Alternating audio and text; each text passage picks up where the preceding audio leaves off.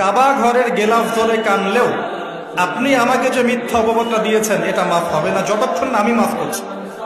কথা কি বুঝতে পারছেন? মনে করেন আপনি আমাকে মিথ্যা একটা অপবাদ দিয়েছেন এবং ধুয়ে রেখে দিয়েছেন একদম মিথ্যা অপবাদ দিয়ে। যতক্ষণ আমি আপনাকে মাফ না করছি, কাবা ঘরে গিয়ে গেলাফ ধরে কান্নাকাটি করলো এই পাপ মাফ হবে না ইনশাআল্লাহ। এই অবস্থায় মৌত হলে কি হবে? পরকালে দেখবেন আমি দাঁড়িয়ে আছি আপনার জন্য, আপনার হিসেব হচ্ছে, হিসেব শেষ। আপনি সালাত, সওম, হজ জাকাতে নেকি নিয়ে উঠেছেন, কিন্তু দেখছেন আমি দাঁড়িয়ে আছি, আমার মতো আরো 10 জন দাঁড়িয়ে আছে। ওই 10 জনকে আপনি গালি দিয়েছিলেন, অপবাদ দিয়েছিলেন, তাদের গীবত করেছিলেন, তাদের সম্পদ বা সম্মানের হানি করেছিলেন। এখন কিয়ামতের মাঠে আপনার নেকি দিয়ে এই ঋণ শোধ করতে হবে, অন্য কোনো অপশন নাই। আর যদি নেকি শেষ হয়ে যায় তখন কি হবে? তখন আমার আমলনামা থেকে কিছু গুনাহ আপনাকে নিতে হবে। আল্লাহ পাক ন্যায় বিচারক।